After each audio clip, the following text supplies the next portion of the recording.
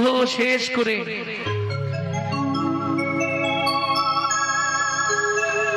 ভগবান শ্রীকৃষ্ণ রথে উঠলেন। যাবেন কোথায়? দ্বারকায়। দ্বারকাপুরী যিনি নির্মাণ করেছিলেন, যার অজানা কিছু তথ্য, যিনি জগন্নাথ মন্দির নির্মাণ করেছিলেন বিশ্বকর্মা। কিন্তু দ্বারকাপুরী নির্মাণের সময় ভগবানের সঙ্গে একটি চুক্তি ছিল ভগবান শ্রীকৃষ্ণের। কি চুক্তি ছিল বিশ্বকর্মার সঙ্গে? প্রভু, এই পুরী আমি নির্মাণ করব, বিনিময় কোনো অর্থ সম্পদ প্রাচুর্য কিছু নেব না।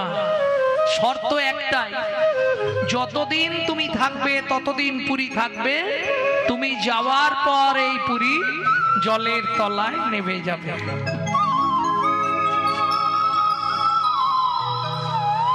এটা কিন্তু ভগবান কৃষ্ণের মনেও ছিল না, জানেন তো? যখন ভগবান কৃষ্ণ মৃত্যু শয্যায় পতিত, এটা জানেন তো ভগবানের মৃত্যুটা? জরাব্যাধ, বালিবধের কারণে জরাব্যাধ যখন ভগবানের পায়ে তীর মারল। আচ্ছা, এই দেখেন, পাপ পাপকে ছাড়ে না। পাপের বাবার নাম কি? শ্রীকৃষ্ণ। শ্রীকৃষ্ণকেও পাপে লিপ্ত হতে হলো, পাপ বাপকে ছাড়ে। জরাব্যাধ পায়ে যখন ব্যাধটা মেরে দিল, ভগবান শ্রীকৃষ্ণ গাছ থেকে নিচে পড়লেন। জরাব্যাধ ছুটে গিয়ে যখন দেখলেন ভগবান শ্রীকৃষ্ণ, তখন তীর ধনুক ফেলে দিয়ে আছাড় খেয়ে পড়লেন। কিন্তু ততক্ষণে ভগবান অবসান, খালি মৃত্যুর সময় একজনের নাম ধরেই ভগবান ডাকলেন। বলুন তো ভক্তমণ্ডলী মায়েরা, ভগবানের অগণিত ভক্ত ছিল, তবু ভগবান সেই মুহূর্তে কাকে ডেকেছিলেন?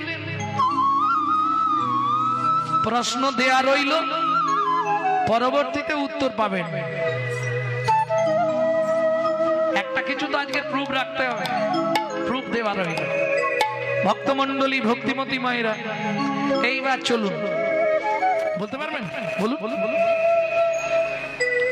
বলতে পারবেন? বলছে হ্যাঁ বলুন, আর কিছু কথা নেই, বলুন না। কিছু মনে আসছে না? ভগবান কাকে ডাকবে? মাকে ডাকবে, নালে বাবাকে ডাকবে, নালে কোনো ভক্তকে ডাকবে, কাউকে তো ডেকেছে।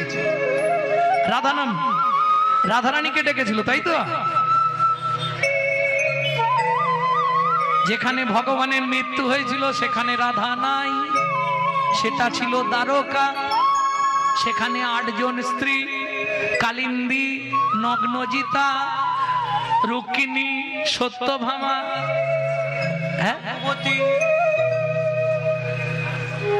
মৃত্যুর সময় ভগবান শ্রীকৃষ্ণ কার নাম ধরে ডাকলেন? উপস্থিত ছিল একমাত্র জরাব্যাধ, এছাড়া কেউ ছিল না। হ্যাঁ অবশ্যই, এ জন্মে তো অঙ্গদ নয়, আগের জন্মে অঙ্গদ ছিল, এ জন্মে জরাব্যাধ। এই জরাব্যাধের লেখা একটা গ্রন্থ আছে। ভগবান কৃষ্ণ কি বলে ডাকতে ডাকতে যখন গাছ থেকে পড়ে যাচ্ছে, ভগবান জেনে গেলেন আমার শেষ সময় হয়ে গেছে। সবার আগে চিৎকার করে ডাক দিলেন কাকে? অর্জুনের নাম ধরি শেষে বার ডাক কিলা হরি। ভক্ত যখন মারা যায় ভগবানের নাম ধরে কাঁদে না? এতে কি প্রমাণ করে দিলেন ভগবান? যে ভগবানের ভগবান হচ্ছে অর্জুন, তাই তো? ভক্তকেও তিনি আজকে ভগবানের জায়গা দিলেন। মৃত্যুকালে সবাই আমার নাম করে মরে, আমি এমন একজনের নাম করে মরব, জান জান ব্যাপী শরণং ভাবয় তজত্তন্তে কলেবরণম। তুমি যা যা ভাবতে ভাবতে মরবে, পরজন্মে সেই দেহ প্রাপ্তি হবে। অর্জুনের নাম ধরে ভগবান বললেন কেন? পরজন্মে আমি যদি অর্জুনের মতো ভক্ত হতে পারি, তাহলে ভক্তি তত্ত্ব জানতে পারব। ভগবান গাছ থেকে মৃত্যু হবার আগে ডাকতে শুরু করলেন অর্জুন অর্জুন বলে। তাহলে ভগবান আছে দ্বারকায়, তাও দ্বারকাও নেই, দ্বারকা থেকে অনেকটা দূর গভীর জঙ্গলে গাছের ডালে বসে।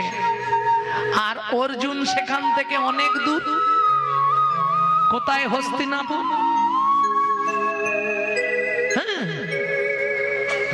কোথায়? কত ডিস্টেন্স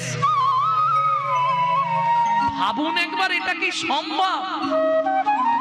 এখন বলবে ও সব গল্প, অনেক কীর্তনীয়রা বলবে ও সব গল্প। ভগবানের যদি ইচ্ছা হয় অসম্ভব সম্ভব হয়। কিছুদিন আগে খবরে দেখেছিলেন একটি ছেলে সকালবেলা ঘুম থেকে উঠে বলছে মা আমি মেয়ে হয়ে গেছি। কদিন আগে খবরে দিয়েছিল তো। এটা জানেন সাধনার জগতে যদি গ্রন্থ পড়েন, ললিত বাবু যিনি রাধারামন চরণ দাস দেব বাবাজি মহারাজের সেবক ছিলেন, ললিত বাবু, তা তিনি ওই যে গুরুদেব বলে দিয়েছে গোপী জ্ঞানে গোবিন্দ সেবা করতে হবে, এই গোপী জ্ঞান করতে করতে নিজের অবয়ব দেহটা পর্যন্ত গোপীর দেহ হয়ে গেছিল। দেখবেন রাধারামন চরণ দাস দেব বাবাজি মহারাজের পাশে একজন বেটা ছেলে, কিন্তু মেয়ে ছেলের মতো সিঁদুর শাঁখা শাড়ি পরে ঘোমটা দেওয়া, যাকে এখন বৈষ্ণব জগৎ সখীমা বলে চেনে। সেই সখীমা কিন্তু আদৌ পুরুষ, তিনি সাধনা করে নারী দেহ নিয়ে নিলেন। তাহলে অসম্ভব ভগবানের ইচ্ছা হলে অসম্ভব সম্ভব হয়, তাই তো? এইবার চলুন, কোথায় দ্বারকা, কোথায় হস্তিনাপুর। অর্জুন বলে যেই ডাক দিল অমনি অর্জুনের কর্ণমূল দিয়ে মর্মমূলে প্রবেশ করল। এইবার বলি আরেকটা কারণ ধরতে পারেন আপনারা। ধরুন, ছোট করো, আপনজনের যদি কিছু হয়, ঠাকুর করুক নাই হোক, ধরুন আপনার স্বামীর কিছু হয়েছে, আপনি কিন্তু সবার আগে জানতে পারবেন যদি ঠিক ঠিক প্রেম ভালোবাসা থাকে। এটা আপনি বুঝে যাবেন, স্বামী জানতে পারবে স্ত্রীর কিছু হলে। ঠিক তেমনি ভক্ত ভগবানের সম্বন্ধ এত নিবিড়, ভগবান স্মরণ, ভক্ত তো সবসময় স্মরণ করে, এটা ভগবান জানে, কিন্তু ভগবান কোন ভক্তকে স্মরণ করবে এটা তো গুণা করে কোনো ভক্ত জানে না। জানে ভক্ত জানে আমি ডাকি ভগবানকে, ভগবান আমাকে ডাকবে, কিন্তু কোথায় দ্বারকা আর কোথায় হস্তিনাপুর। এখানে চোখটা বন্ধ করলো, সোজা গিয়ে সেখানে চোখটা খুলে গেল। অর্জুন এসেছো, শুধু একটা কথা তোমাকে জানাবার জন্য আমি ডাকলাম। বলো কৃষ্ণ। আমার আর সময় নেই। ইমা, এই তোমার পা দিয়ে রক্ত বেরোচ্ছে, কার কাজ এটা? পাশে বসে কাঁদছে জড়াবে। আমি বুঝতেও পারিনি, ভগবান বললে তোমাকে বুঝতে হবে না, আমি ইচ্ছা করেই এটা করলাম, না হলে কি তুমি আমায় মারতে পারতে? কারণ আমার পাপ আমি ভোগ করতে চাইলাম, জগৎ জীবকে দেখিয়ে দিলাম পাপ কেউ ছাড়বে না। বালিবধর কারণে অঙ্গদ তুমি হয়েছ জরাব্যাত, আমায় বধ করলে, কিন্তু জরাব্যাত তো তার মনের দুঃখ, স্বয়ং ভগবান আমার হাতে মরে গেল। যে ভগবানের হাতে আমি মরবো আশা করেছিলাম, সেই ভগবান অর্জুন সখা। একটা কথা শুধু বলবো, কি আমার দেহ থেকে প্রাণ বাহির হবার পর মাত্র 2 দণ্ড সময় থাকবে, তার মধ্যে দ্বারকাপুরীতে যারা যারা আছে সবাইকে সরিয়ে নিও। কেন? না হলে দ্বারকাপুরী জলের তলায় চলে যাবে। এই শেষ কথাটা ভগবান একমাত্র অর্জুনকে জানিয়ে দিলেন। ভক্তি তত্ত্বের 3টি কথা ভগবান বলেছিলেন, পরবর্তী সময় আলোচনা করব। শুধু ওই 3টে কথা নিয়ে একদিন একটা লীলা ইচ্ছা আছে বের করব। ভক্তমণ্ডলী, ভক্তিমতী মায়েরা, এইবার চলুন ভগবান শেষ হলেন। অর্জুন চন্দন কাটে ঘি দিয়ে সমুদ্রের তীরে চিতা সাজালেন। চিতা সাজানো পর্যন্ত কোনো গল্প ভাববেন না, ভগবানকেও পুরানো হয়েছিল। অর্জুন চন্দন কাটে ঘি মাখিয়ে চিতা সাজালেন, ভগবানের দেহটা চিতায় তোলা হলো। তার মাঝখানে একটু বলে নি, অর্জুন যখন শুনলেন দ্বারকাপুরীর ওই অবস্থা, সঙ্গে সঙ্গে দ্বারকায় খবর দিয়ে দিলেন। এইবার দ্বারকাবাসীরা সঙ্গে সঙ্গে সদল বলে ছুটতে শুরু করলেন। যে যেমন অবস্থায় ছিল সেই তেমন অবস্থায় তারা প্রাণ কৃষ্ণ হারা হয়ে গেছে, আর তাদের প্রাণ থাকে।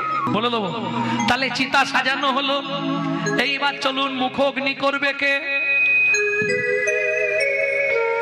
হ্যাঁ, কে করবে? পুত্র নাকি? ওই গোপন কথা সখারে দ্বারকাপুরী জলে ডুবে যাবে বলে দিই সবাইকে, এক্ষুনি যেন দ্বারকাপুরী ছেড়ে চলে যায়। আমার দেহ চিতায় তুলে লক্ষ্য রাখিস সখারে তুই ছাড়া যেন কে আমার দেহ না ছোঁয়। তুই ছাড়াই আমার কেউ দেহ না ছোঁয়। তাহলে আমি আর আসিব না। একমাত্র অর্জুন। এইবার চলুন, মুখ অগ্নি দিতে গেলে সব জোগাড় আছে, এবার একটা জিনিসের দরকার। কি? হ্যাঁ, সেটা কে দেবে? কোথায় সেখানে দেখলে কেউ বিড়ি ফুকে নাকি তোমাদের মতো?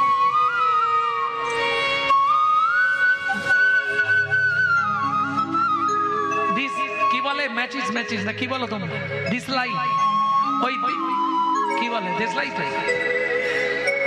আরে দেবেটাকে এখানে পাবো কোথায়? এক্ষুনি ব্যবস্থা হয়ে যাবে। পাথরে পাথর ঘষা দিয়া, পাথরে পাথর ঘষা দিলেই তো আগুন বেরোবে। হ্যাঁ, কিন্তু মুশকিল হয়ে গেল। অগ্নিদেব বলে অর্জুন শোনো মোর বাণী। অগ্নিদেব বলে অর্জুন শোনো মোর বাণী।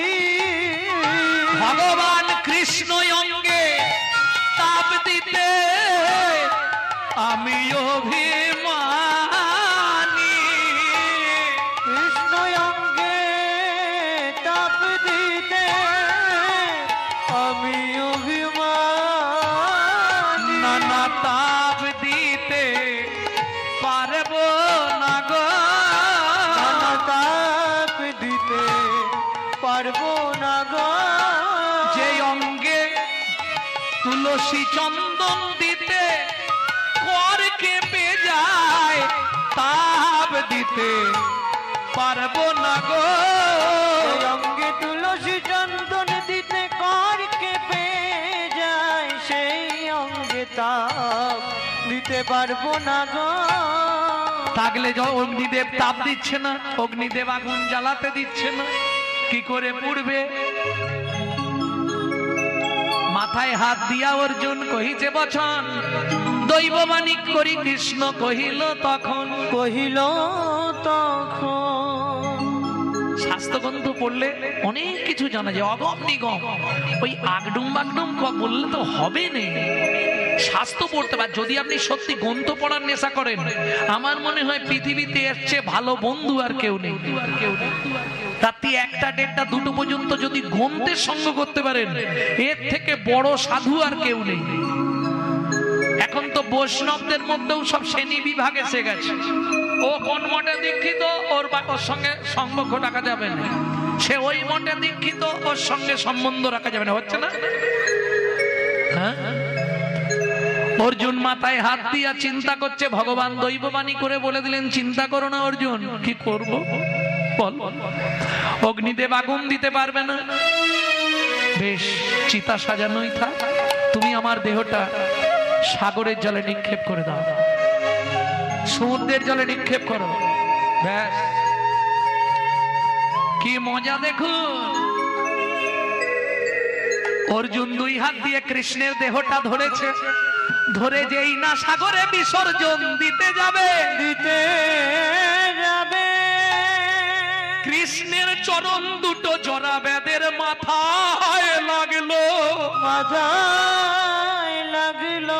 আর যেই না জরাবেদের মাথায় লাগলো, জরাবেদ অমনি পাগল হয়ে গেল। অমনি পাগল হয়ে গেল। কিসের পাগল হলো? আমার পাপের প্রায়শ্চিত্ত আমি করব। কৃষ্ণের দেহটা অর্জুন ফেলে দিলেন। দেহ ভাসতে ভাসতে চলল, জরাবেদ চলল। 3 বছর চলছে। যেখান দিয়ে দেহ ভেসে ভেসে যাচ্ছে, দেহটা যায় নীরে নীরে। জরাবেদ চলে তার তীরে। কৃষ্ণটা যায় নিরে নিরে, জরা ব্যাধ যায় তার তীরে তীরে। পুরী থেকে প্রায় 70-80 কিলোমিটার দূর। পুরী তো অনেক দূর, অনেক পরে সৃষ্টি। আর পাচ্ছে না, মাটিতে শুয়ে পড়েছে। আর যেই জরাব্যাধ মাটিতে শুয়ে পড়েছে, দেহ ওইখানে রয়ে গেছে, আর এগোচ্ছে না। জুয়ার ভাটা চলছে, কিন্তু আর তো দেহ নেই, পচে গলে নদীতে সব শেষ, একটুখানি ভেসে আছে। দৈববাণী হলো, জরাব্যাধ তুমি ওই স্থানে বিবাহ করে সংসার করো, তোমার বংশেই জন্মগ্রহণ করবে সবররাজ বিশ্বা বসু। সে দেখো, আমার সর্বাঙ্গ চলে গেলেও কিটুমটা আছে। কিটুম, কিটুম মানে কি? কে বলবেন কিটুম কাকে বলে? টুং মানে কি? টুং জানেন না? জন্মানোর পরে টুং কাটে বাঁশের চাচি দিয়ে। আরে বাঁশে টুং কাটে না? টুং বলে বাচ্চা টুংটা কাটি নে। টুং টুং টুং মানে এইটা বলতে পারছো নি? নাভি, ভালো ভাষা বলবে। নাই কি নাভি? নাভি টুং। তাহলে কি টুং কি শব্দে? কৃষ্ণ। টুং মানে নাভি। আমার নাভিটা নিয়ে গিয়ে প্রতিষ্ঠা করো কিটুং রূপে। ওই কিটুং সেবা করতে করতে, সেবা করতে করতে একজন নীল মাধব রূপে প্রকাশ হবে। মাধব রূপে প্রকাশ হবে। সেই নীল মাধব পরবর্তীতে প্রকাশ হলো জয় জগন্নাথ। তাহলে জগন্নাথ আসলে কে বোঝা গেল? আর কোনো কারো মনে সংশয় রইল না? স্বয়ং কৃষ্ণের নাভি থেকে কিটুং, কিটুং থেকে নীলমাধব, নীলমাধব থেকে জগন্নাথ। প্রেম সে বলো চৈতন্য মহাপ্রভু কি জয়। এইবার বলি, দ্বারকার অবসানটা শুনলাম, দ্বারকার শুরুটা শুনিনি, এবার শুরুটা করব। ভগবান দ্বারকায় গেলেন, রুক্মিণী সত্যভামা একে একে সমস্ত সবাইকে বিবাহ করলেন। কিন্তু ভগবান এইবার রুক্মিণীকে সব থেকে বেশি ভালোবাসেন, যার জন্য সত্যভামার মান হয়েছিল।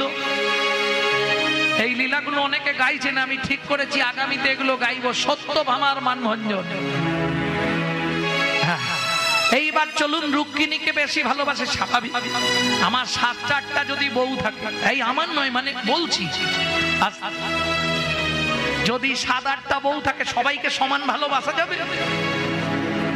একজনের প্রতি একটু বেশি দুর্বল থাকবে, কি বাকিগুলো একটু একটু থাকবে। যাই হোক, ভগবান শ্রীকৃষ্ণ রুক্মিণীকে বেশি ভালোবাসতেন। এইবার বলি, রুক্মিণীকে বিবাহ করলেন ভগবান শ্রীকৃষ্ণ, সুখে সংসার করে কৃষ্ণ। রুক্মিণীর সনে হেরি দ্বারকাবাসী আনন্দিত মনে, আনন্দিত মনে। রুক্মিণীর সঙ্গে কৃষ্ণ সুখে দেবী হরে। রুক্মিণীর সঙ্গে কৃষ্ণ সুখে বিরাজ করে। মদনাসী জন্ম নিল রুক্মিণীর উদরে। মদনাসী জন্ম নিল রুক্মিণীর উদরে। মদন এলো রে, মদন এলো রে, ব্রজ ছেড়ে মদন পালিয়ে এলো দ্বারকায়।